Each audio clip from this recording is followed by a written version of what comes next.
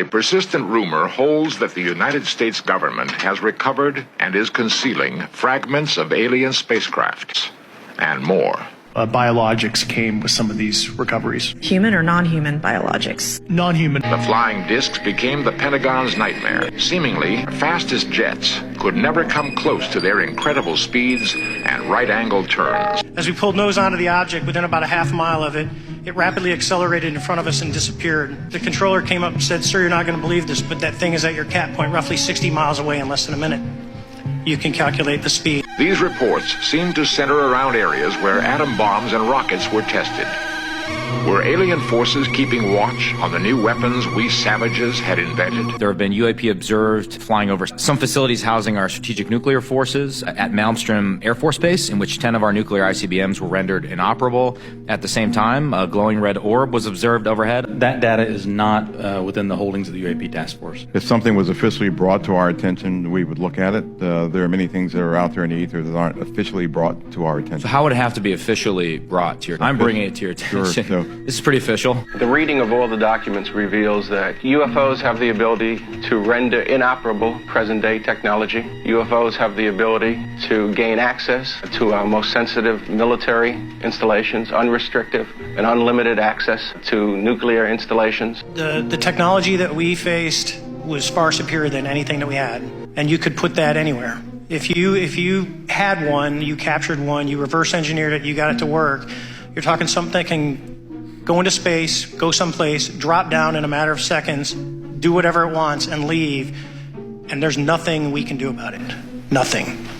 Well, the Air Force position is that we investigated UFOs for 22 years. Over 12,000 sightings. About 95% of all the UFOs were explainable. They were weather phenomenon, they were balloons, they were airplanes, they were lightning. And we concluded as a result of our investigations, which was carried out very scientifically, that one, there was no threat to the security of the United States, and there was no evidence that we could ever locate that an extraterrestrial vehicle had landed here. AARO has found no credible evidence thus far of extraterrestrial activity, off-world technology, or objects that defy the known laws of physics. I was shocked to hear that you're actually communicating with Sean Kirkpatrick.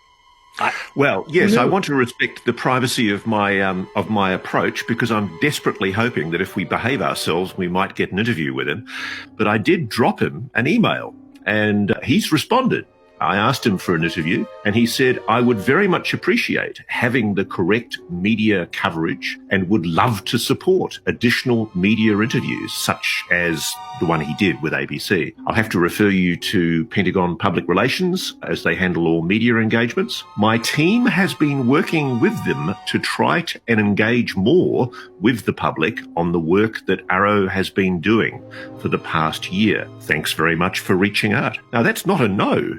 He also, by the way, he's got a Latin quotation that appears at the bottom of his email, and it is universum mutatio est, vita nostra est quod cogitationes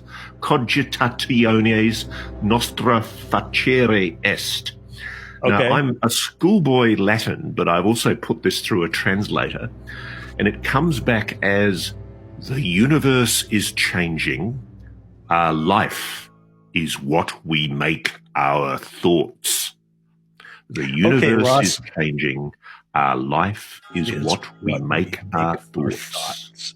Well, I'll tell you something, my friend. I can translate that into English in fewer words. In fact, 3 letters, WTF. I mean,